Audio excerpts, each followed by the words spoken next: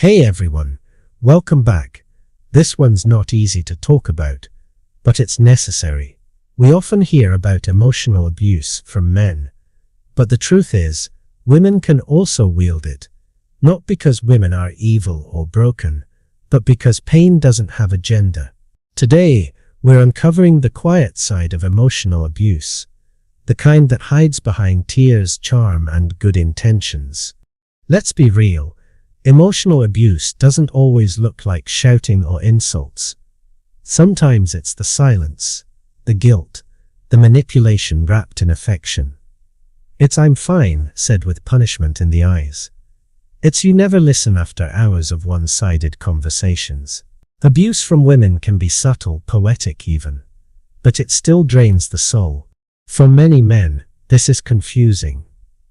Society tells them to be protectors, not victims. When they feel emotionally trapped, they question their own reality. Am I too sensitive? Am I overreacting? This self-doubt is exactly what emotional abuse feeds on, confusion disguised as love. It often begins with warmth. She listens, compliments, mirrors your dreams. You start feeling seen in a way no one has ever made you feel. But soon, that attention turns conditional. The same love that lifted you begins to control you. It's not always cruel words, it's emotional leverage. You'll notice the shift. Conversations stop being about connection and start being about control. You're not asked, you're expected. She uses emotional cues to steer your choices: disappointment, withdrawal, guilt. You find yourself changing who you are just to avoid upsetting her. Emotional abuse from women often hides behind morality. She'll say things like, "I'm only trying to help you," or "I just want what's best for us." But the undertone is pressure, an invisible demand to behave, think, or feel a certain way. The love becomes conditional upon obedience. Sometimes it's in the way she rewrites reality. You recall something clearly, but she insists it happened differently. When you try to explain, she accuses you of twisting things. Slowly, you start doubting your own memory. That's gaslighting. And it works because it attacks perception itself. She might cry instead of yelling. Tears can be powerful tools when used manipulatively. You try to comfort her, apologize, and fix what's not broken. That dynamic keeps you trapped. You become responsible for emotions that aren't yours. In some cases, emotional abuse shows up as criticism wrapped in care. "I'm just being honest. You need to toughen up." These phrases sound reasonable, but they cut deep over time. You begin feeling like you're always disappointing her, even when you're trying your best. Abuse doesn't always scream. Sometimes it sighs. You can feel the tension in her silence, the disapproval in her stillness. It's punishment without words. You start explaining yourself for things you never did wrong. Not to clear the air, but to calm her mood. Some women use affection as a control tool. They'll withhold warmth until you deserve it again. That unpredictability keeps you off balance. You chase approval because love feels like a test you can never pass. It's conditioning disguised as romance. One of the hardest parts is that outsiders rarely see it. To the world, she's kind, gentle, supportive. She posts pictures, speaks sweetly, praises you in public. But behind closed doors, affection becomes a weapon. You live in emotional contrast, love in daylight, confusion at night. Many victims of female emotional abuse struggle to tell their story.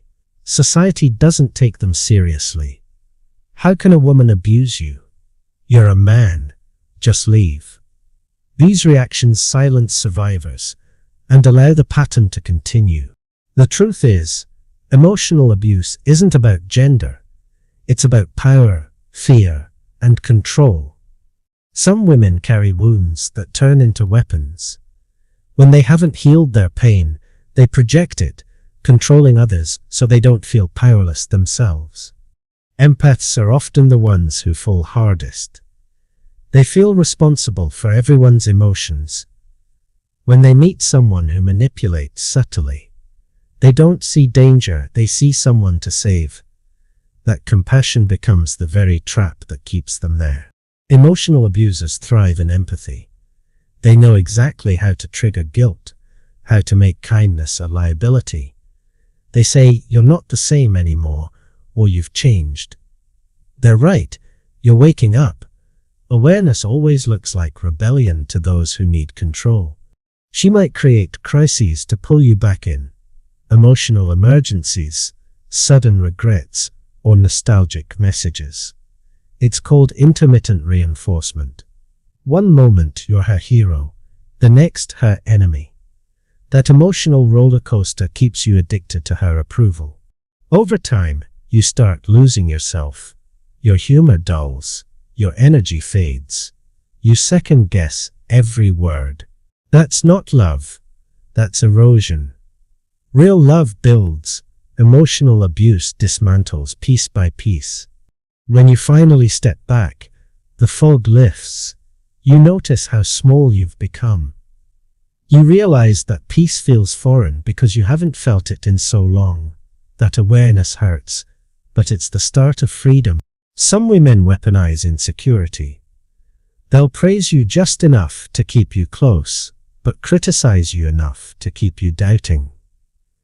It's control by contrast. They hold affection in one hand and judgment in the other, switching between the two whenever balance threatens their dominance. If you try to express pain, they'll call you dramatic. If you stay silent, they'll call you distant. The goal is to keep you off balance. No matter what you do, you're wrong. That's how emotional power operates. Through confusion, many victims stay because they remember the beginning. The laughter, the tenderness, the illusion of connection. You keep waiting for that version of her to return, not realizing it was a mask. Narcissistic patterns often start with fantasy and end with fatigue. The turning point often comes quietly. One day, you stop explaining. You stop trying to win the argument. You stop reacting. That silence is power. When you stop feeding the game, the manipulation loses energy. She'll notice immediately. The texts increase. The guilt begins. You don't care anymore. I can't believe you'd give up. But this time, your calm doesn't break. You've begun the hardest part of healing, detachment without hate. Healing from emotional abuse requires unlearning guilt. You must remind yourself that protecting your peace isn't cruelty. You're not abandoning anyone. You're returning to yourself. That distinction is what abusers fear the most. Abuse from women often hides under words like nurture or care. But care without respect isn't love. It's control. Real care honors choice. Emotional abuse punishes independence. The difference is night and day once you see it. Gaslighting leaves invisible bruises. You might look fine, but inside, your sense of reality is fractured. Healing means trusting your perception again, believing what your body and intuition already knew. It wasn't your fault. When you try to leave, she might suddenly become everything you wished for. That's the hook, temporary change to regain control. It feels like redemption, but it's only maintenance of power. Real change doesn't come through fear of losing someone. It comes from humility. Abusers fear indifference. Anger still feeds them, but indifference starves them. When your emotions no longer dance to their tune, they realize the performance is over. The calm after their chaos is the sound of liberation. Many survivors feel shame after leaving. They ask, "How did I not see it?" But abuse is built to be invisible. It hides inside affection, sympathy, and logic. You didn't fail to see it. You were taught to see the good first. That's not weakness, it's humanity. You may grieve the version of her you loved, the one that smiled before manipulation began. That grief is real, and it deserves space. Healing doesn't mean pretending it never mattered. It means understanding it wasn't what it seemed. When you share your story, some people won't believe you. They'll say, "She seems so nice." Remember, charm isn't proof of character. Abusers often protect their image more than their relationships. Don't let public opinion rewrite your private truth. As you heal, your triggers may surprise you. A tone of voice, a phrase, a silence. Each one reminds you of control. Take those moments gently.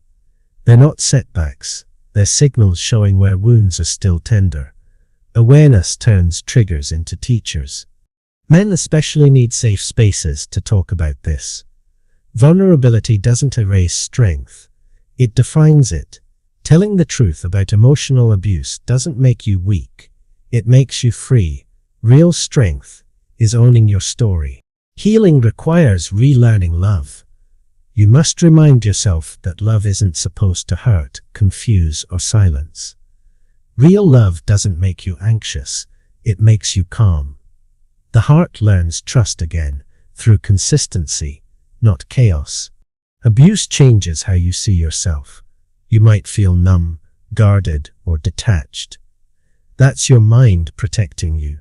Don't rush to feel normal. Safety must exist before vulnerability can return. Give yourself time. When you start rebuilding, small things matter. Sleeping peacefully, laughing freely, walking without tension. These moments may feel unfamiliar, but they are proof that the damage isn't permanent. You're not broken, you're recovering. Forgiveness doesn't mean reconciliation. You can forgive and still keep distance. You can release resentment while protecting your boundaries. Forgiveness is freedom for you, not permission for them. The abuser might still check in occasionally, testing if the door's open. Stay firm. Silence speaks louder than explanations. When you no longer respond, they eventually move on. Not because they've changed, but because your peace can't be manipulated. Over time, you'll feel something new. Peace without permission.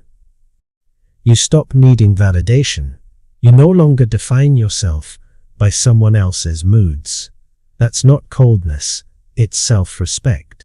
Healing reveals empathy's true purpose, not to fix others, but to protect yourself from being consumed. Compassion must include boundaries. Without them, kindness turns into self-destruction. One day, you'll look back and see how strong you've become. The silence that once scared you now feels sacred. The solitude that once hurt now feels healing. That's the moment you realize you didn't lose. You evolved. Emotional abuse from women isn't about hate, it's about hurt. Some abusers repeat what was done to them. That doesn't excuse their behavior, but understanding it prevents you from carrying their pain as your own. You start valuing peace over passion, calm over chaos. The roller coaster that once felt exciting now feels exhausting. That's growth, recognizing that love isn't supposed to feel like survival. Your next connection will test your healing. But this time, you'll notice red flags early. You'll walk away faster, speak up sooner, love more wisely. The lessons remain, but the pain doesn't. Healing doesn't erase the past, it transforms it. Every scar becomes instruction. Every memory becomes meaning. You don't forget, you integrate. You become the version of yourself that pain tried to prevent. You may even feel gratitude, not for the abuse, but for the awakening it triggered. Without it, you might never have discovered your strength, your boundaries, your voice. Gratitude is the light that turns trauma into triumph. When you finally forgive yourself for staying too long, the weight lifts. You realize you were never weak. You were loyal to the wrong version of love. That realization is your rebirth. So if you're listening and you've lived this, remember, your sensitivity isn't your curse, it's your compass. It led you into pain, yes, but it also led you out. Protect it. Nurture it. It's the part of you that still believes in goodness. and that's worth keeping. In the end, emotional abuse doesn't care about gender. It hides in fear, shame, and control. But once you see it for what it is, it loses power. Healing means reclaiming your truth, your voice, and your peace. And that, not revenge, not regret, is your real victory.